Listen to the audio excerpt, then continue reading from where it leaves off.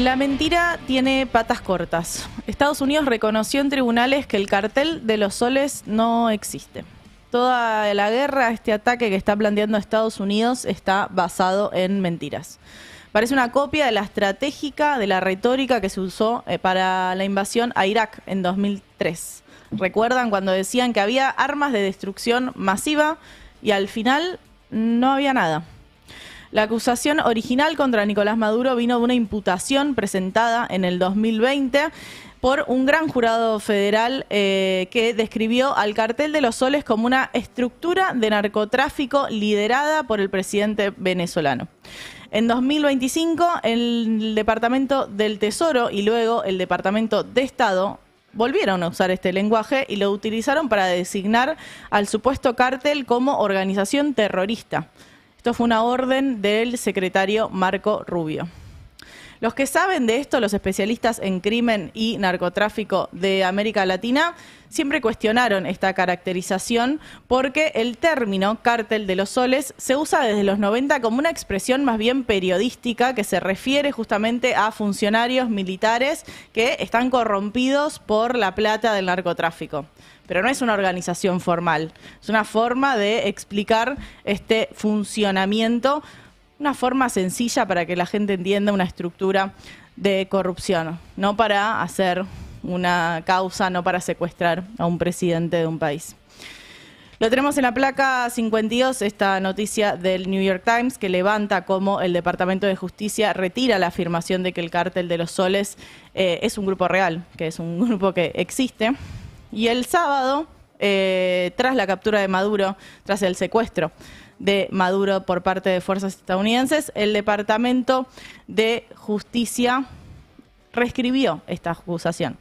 Sostuvo que el término se refiere a un sistema de patronazgo y a una cultura de corrupción alimentada por la plata de la droga. Ahora el nuevo texto solo menciona 2 veces al cártel de los soles, cuando antes lo hacía 32 veces. O sea, simplemente lo mencionan para decir, bueno, es algo así, es una cultura de la corrupción, no quiere decir que sea el líder de una red de narcotráfico. Ya no presenta a Maduro como el jefe de una red de narcotráfico. Entonces todo el marco de la acusación a Maduro se cae. Digo, Maduro está enfrentando un caso por narcotráfico porque era el líder de un cártel que ya no existe. Se cae un poco la versión. Como se cae la versión de que Estados Unidos está en control de Venezuela. Esto tuiteó Trump en relación al petróleo venezolano, en relación a cómo va a seguir esta, no solo producción venezolana, sino el control de Estados Unidos sobre el petróleo. Y dice, me complace anunciar que las autoridades provisionales de Venezuela entregarán entre 30 y 50 millones de barriles de petróleo de alta calidad y autorizado a los Estados Unidos. Este petróleo se venderá a su precio de mercado y yo, como presidente de los Estados Unidos, controlaré ese dinero para garantizar que se use en beneficio del pueblo venezolano y de Estados Unidos. He solicitado al secretario de Energía, Chris Wright, que ejecute este plan de inmediato. Se transportará en buques de almacenamiento directamente a los muelles de descarga de Estados Unidos. Gracias por su atención. Como si estuviese todo cerrado, ¿no? Todo saldado, todo perfecto.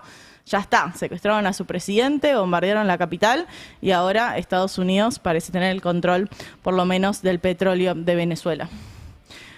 Pero se cae esta versión cuando la escuchamos a Delcy Rodríguez, que afirma que ayer, justamente en esta conferencia de prensa, dice que no hay ningún agente externo que gobierne el país y que tras este operativo militar, tras este ataque de Estados Unidos, tras este secuestro del presidente Nicolás Maduro, bueno, sigue el chavismo en Venezuela. La escuchamos. El pueblo venezolano somos un pueblo que no nos entregamos, que no nos rendimos.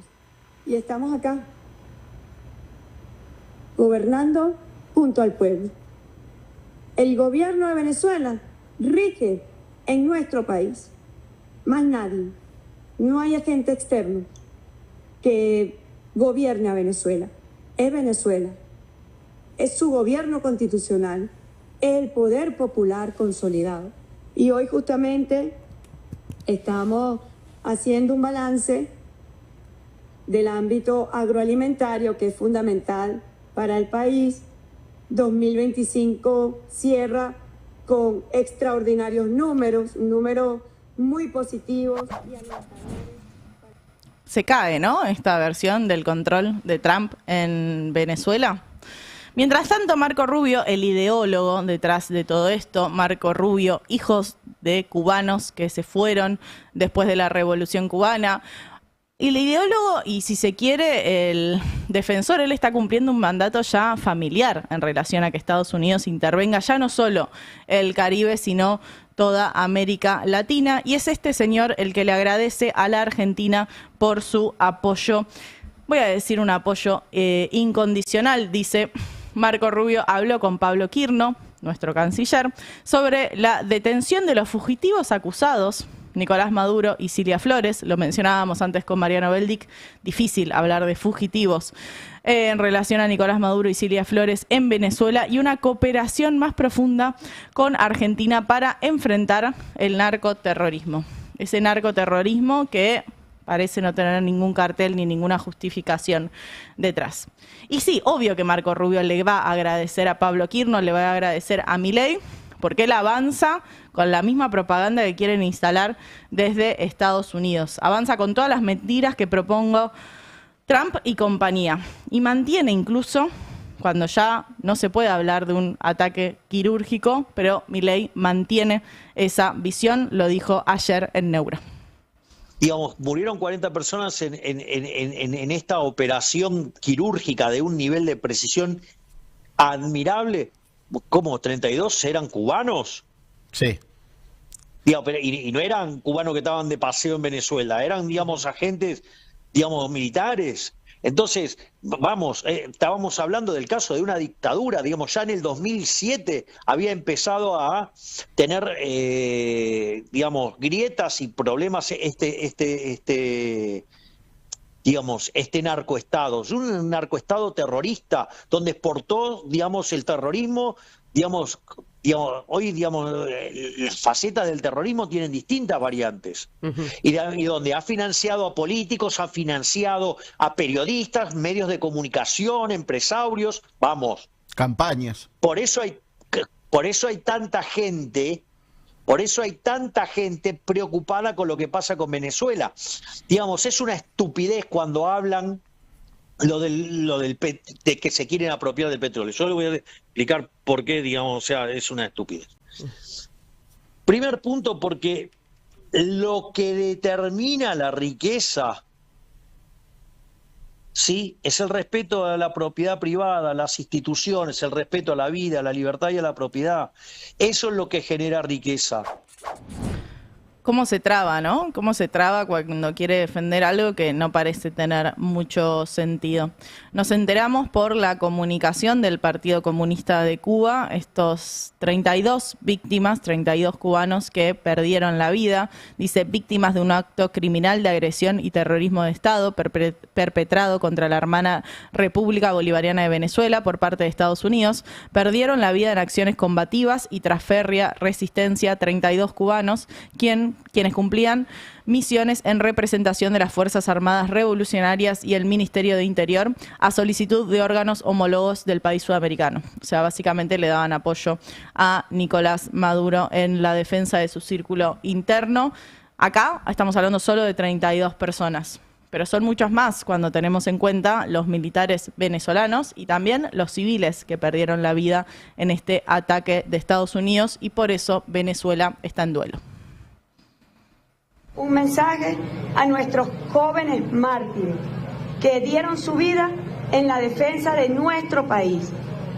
Jóvenes mártires, he tomado la decisión de decretar un duelo de 7 días en honor y gloria a los jóvenes, mujeres, hombres que murieron, que ofrendaron su vida defendiendo a Venezuela, defendiendo al presidente Nicolás Maduro. Para ellos nuestro reconocimiento. Según una investigación que publicó el lunes el New York Times, que de nuevo está haciendo una cobertura mucho mejor que diarios argentinos, pero que también diarios de toda la región, habla de al menos 80 víctimas. En algunos medios venezolanos se habla de al menos 100 personas que perdieron la vida en estos bombardeos a Caracas por parte de Estados Unidos. Es difícil hablar de un ataque quirúrgico cuando estamos hablando de estos niveles de muertos, de inocentes y de militares. En el video que sigue vemos cómo quedó parte de Caracas después del ataque. Y yo sé que son imágenes fuertes, porque no estamos acostumbrados a ver los efectos de misiles, los efectos de las bombas en ciudades, en casas latinoamericanas, en casas que podrían ser casas de nuestros barrios, pero estos son los efectos concretos. Y obvio que hay muertes de civiles inocentes que estaban durmiendo a las 2 de la mañana en Caracas, y en algunos casos se levantaron por los ruidos y en otros casos no lograron despertarse porque su casa quedó así. Entonces es difícil hablar, ¿no?, de ataque quirúrgico cuando tenemos estas evidencias. Y también hay que hablar no solo de la línea de la propaganda que quiere bajar Estados Unidos y que repite Javier Milei con pocos argumentos, por eso se traba tanto, sino que también hay que hablar del nivel de improvisación que está teniendo Donald Trump en todo esto, no solo en relación a los ataques que realiza, sino a las amenazas que sigue produciendo, y por eso quiero que escuchemos a esta representante de Dinamarca en relación a las amenazas sobre el ataque posible a Groenlandia. Dice, en primer lugar, creo que se debe tomar en serio al presidente estadounidense cuando dice que quiere Groenlandia. Pero también quiero dejar en claro que si Estados Unidos decide atacar militarmente a otro país de la OTAN, todo se detendrá. Es decir, incluida nuestra OTAN, y por lo tanto la seguridad que se ha brindado desde el final de la Segunda Guerra Mundial. ¿Usted piensa que todo esto puede terminar con este presidente?, le preguntan. Hago todo lo posible por lo contrario. Creo en la democracia y en las normas internacionales. Por supuesto, también creo que no se pueden cambiar las fronteras por la fuerza. No se trata solo de la postura de Dinamarca y el Reino de Dinamarca, afortunadamente también la de Europa. Así que espero que la gente también tome nota del significativo apoyo europeo que estamos recibiendo. Está hablando de la defensa, bueno, de su propio territorio, un territorio que está dentro del marco de la OTAN y, bueno, también amenazando en relación a qué es lo que va a pasar con la OTAN si Estados Unidos se mete con uno de los países que hacen parte de esta organización. Complicado el escenario para el 2026. Pero pasemos a la Argentina, porque este imperialismo de Estados Unidos y este cipallismo hacia Estados Unidos no se queda solo en los dichos o en los apoyos o no sobre la cuestión venezolana, sino que tienen impactos directos en la economía y en la Argentina de Milei, que sigue viendo cómo cierran sus fábricas. ¿Cuánto trabajas en esta empresa? 32 años en esta empresa, dando la sangre y la piel como todos los compañeros. Es increíble lo que hicieron, mandando telegramas el 31, el 30 de diciembre. Es increíble. Trabajamos en la pandemia, todo.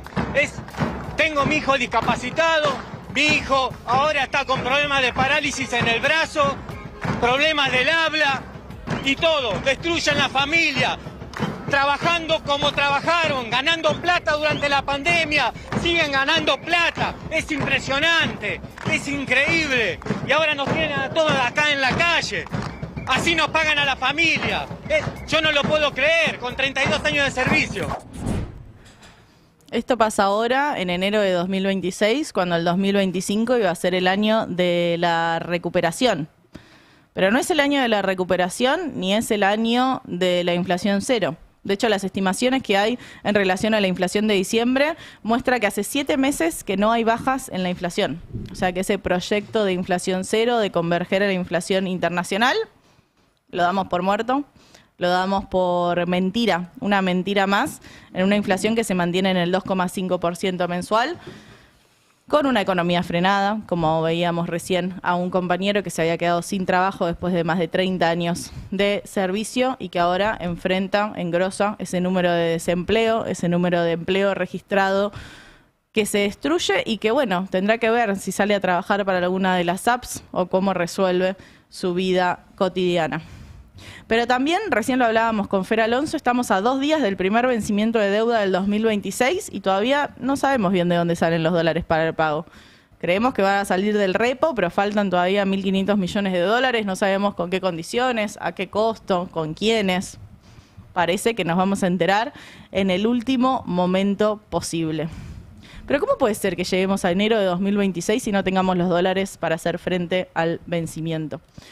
Tengo esta placa en relación a las exportaciones que tuvo la Argentina en 2024 y en 2025. Este gráfico del Instituto Argentina Grande que muestra un récord en la exportación de harina de girasol. Vean el crecimiento, ¿no? Del 1,3 de 2024 al 1,43 del 2025, pero también de las exportaciones de trigo, que le ganaron al diciembre del 2021 y del 2024. ¿Cómo puede ser que si hay récord de exportaciones, de liquidación del agro argentino, no estén los dólares? Y acá quiero pasar a otro gráfico del mismo informe que habla de la formación de activos externos, las FAE, más conocidas como fuga de capitales. Y acá tenemos una serie que compara desde 2003 a 2025. Obviamente que hay años con mayor fuga de capitales, como fue el 2007, como fue el 2011 y como fue todo el periodo del macrismo, ¿no? Desde 2015 a 2019 uno ve esas barritas cómo van creciendo, cómo desaparecen los dólares del sistema argentino. Y de repente aparece 2025, que rompe todo, que hace un récord en la formación de activos externos de los últimos más de 20 años y donde desaparecen 30.516 millones de dólares. Y por eso los dólares no están. Y si los dólares no están para pagarle a los vencimientos de la deuda, si los dólares no están para sostener este modelo económico, no queda otra que pagar las consecuencias con más ajuste fiscal. Ajuste fiscal que lo vienen pagando los jubilados y las jubiladas, sobre todo quienes cobran la mínima.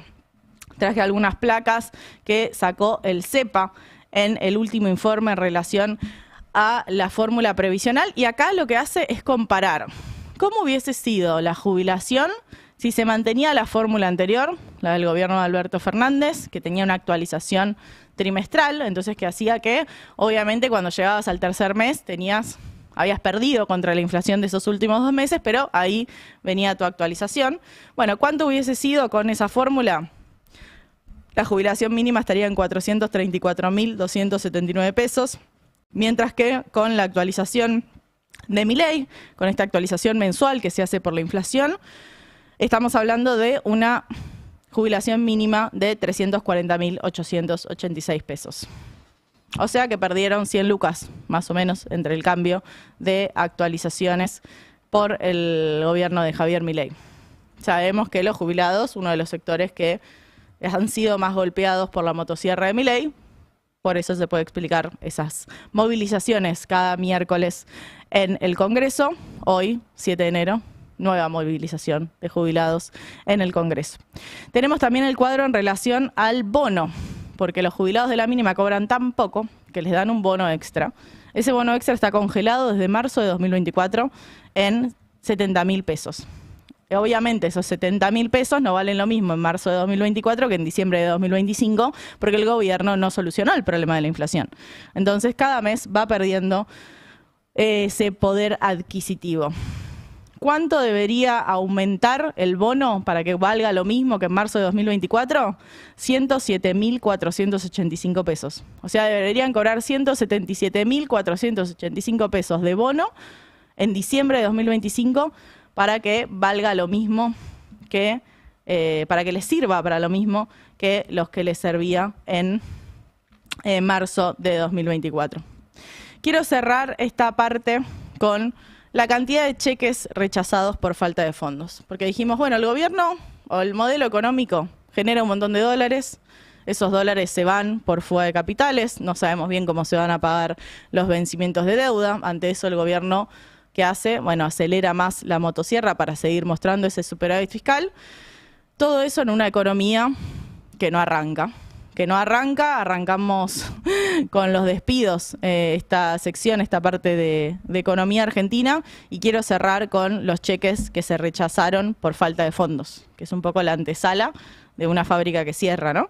Que empieza a tener justamente mora en esos cheques rechazados. Esta serie va desde octubre de 2021 a noviembre de 2025. Es uno de esos gráficos que son muy fáciles de leer porque uno ve una tendencia profundamente al alza desde mediados del 2024, que no para de crecer estos cheques rechazados, que de nuevo es la antesala de más cierres de fábricas, de más cierres de pequeñas y medianas empresas.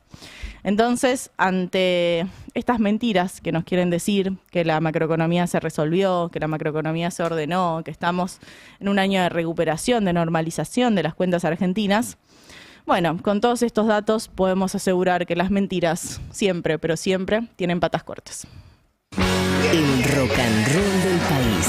Verte feliz no es nada, es solo un